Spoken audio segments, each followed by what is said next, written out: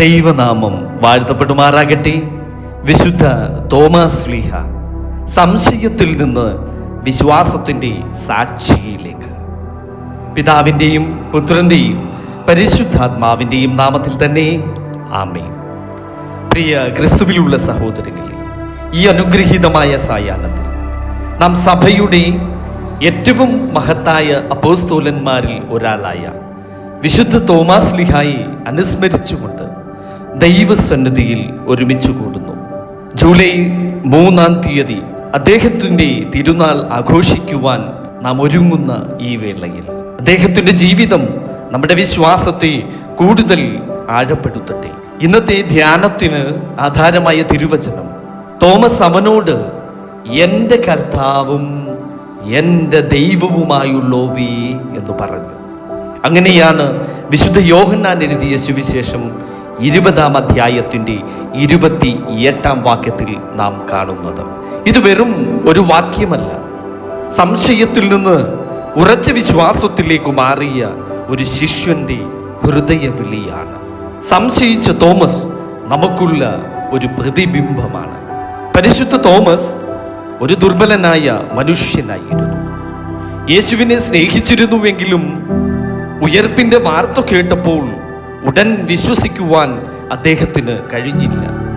അദ്ദേഹം പറഞ്ഞു, ഞാൻ അവൻ്റെ കൈകളിൽ ആണിപ്പഴുതു കാണുകയും ആണിപ്പഴുതിൽ വിരലിടുകയും അവൻ്റെ വിലാപ്പുറത്ത് കൈയിടുകയും ചെയ്തിട്ടല്ലാതെ വിശ്വസിക്കുകയില്ല എന്ന് അവൻ അവരോട് പറഞ്ഞു. അങ്ങനെയാണ് വിശുദ്ധ യോഹന്നാൻ എഴുതിയ സുവിശേഷത്തിൻ്റെ 20-ാം അധ്യായത്തിൻ്റെ 25-ാം വാക്യത്തിൽ നാം കാണുന്നത്.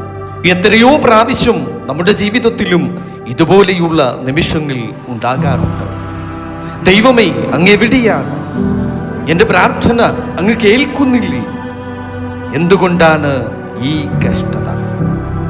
അത്തരം ചോദ്യങ്ങൾ വിശ്വാസത്തിൻ്റെ അവസാനമല്ല പ്രിയ ദൈവമക്കളെ. അതൊരു പക്ഷേ സത്യസന്ധമായ ഒരു അന്വേഷണമാണ്. യേശു തമ്പുരാന്റെ കരുണ. 8 ദിവസങ്ങൾക്കു ശേഷം യേശു തമ്പുരാൻ വീണ്ടും വന്നു. തോമസിനെ ശാസിച്ചില്ല, അവനെ സ്നേഹത്തോടെ വിളിക്കുകയായിരുന്നു. നിന്റെ വിരൽ ഇങ്ങോട്ട് നീട്ടി എൻ്റെ കൈകളെ കാണുക, നിന്റെ കൈ നീട്ടി എൻ്റെ വിലാപ്പുറത്തിടുക, അവിശ്വാസിയാകാതെ വിശ്വാസിയായിരിക്ക എന്ന് പറഞ്ഞു. ആമേൻ. ഇതാണ് നമ്മുടെ കർത്താവ്. നമ്മുടെ സംശയങ്ങളെ വെറുക്കുന്നില്ല, നമ്മെ സ്നേഹത്തോടെ വീണ്ടും വീണ്ടും വിശ്വാസത്തിലേക്ക് നയിക്കുകയാണ്, മാടി വിളിക്കുകയാണ്. എൻ്റെ കർത്താവും എൻ്റെ ദൈവവും. തോമസ് മുറിവുകൾ സ്പർശിച്ചോ എന്ന് സുവിശേഷം പറയുന്നില്ല. യേശുവിനെ കണ്ട നിമിഷം തന്നെ അദ്ദേഹത്തിൻ്റെ ഹൃദയം മാറി. അദ്ദേഹം പ്രഖ്യാപിച്ചു, എൻ്റെ കർത്താവും എൻ്റെ ദൈവവും. ഇത് പുതിയ നിയമത്തിലെ ഏറ്റവും ശക്തമായ വിശ്വാസ പ്രഖ്യാപനങ്ങളിൽ ഒന്നാണ്. ഇന്ന് നമുക്കും അതേ പ്രാർത്ഥന തന്നെ പറയാം, എൻ്റെ കർത്താവും എൻ്റെ ദൈവവും.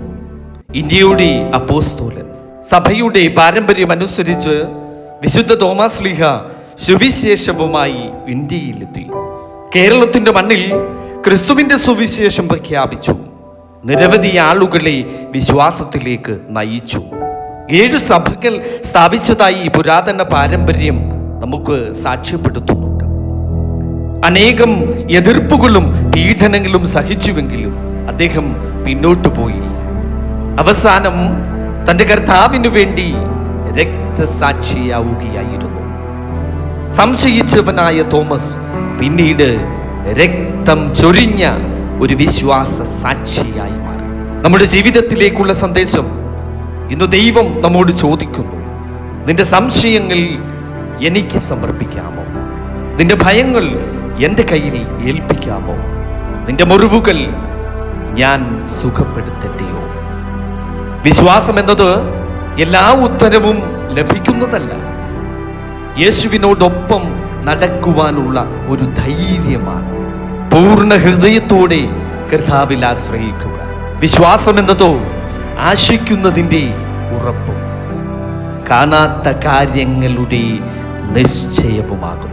അങ്ങനെയാണ് തിരുവചനം നമ്മോട് പറയുന്നത്. കാണാതെ വിശ്വസിച്ചവർ ഭാഗ്യവാന്മാർ. ഈ വചനം ഇന്ന് നമ്മെക്കുറിച്ചാണ്. നാം യേശുവിനെ കണ്ണുകൊണ്ട് കണ്ടിട്ടില്ല, എന്നാൽ നാം വിശ്വസിക്കുന്നു. പ്രിയ ദൈവമക്കളെ, ഒരു നിമിഷം നമ്മുടെ കണ്ണുകൾ അടച്ച് നമുക്ക് ദൈവസന്നിധിയിൽ പ്രാർത്ഥിക്കാം. വിശുദ്ധനായ തോമാസ് ശ്ലീഹായിലൂടെ വിശ്വാസത്തിന്റെ മാതൃക ഞങ്ങൾക്ക് കാട്ടി നൽകിയതിനായി തമ്പുരാനെ നിന്നോട് ഞങ്ങൾ നന്ദി പറയുന്നു. ഞങ്ങളുടെ സംശയങ്ങളെ വിശ്വാസമാക്കി മാറ്റണമേ. ഞങ്ങളുടെ ഭയങ്ങളെ ധൈര്യമാക്കി മാറ്റണമേ.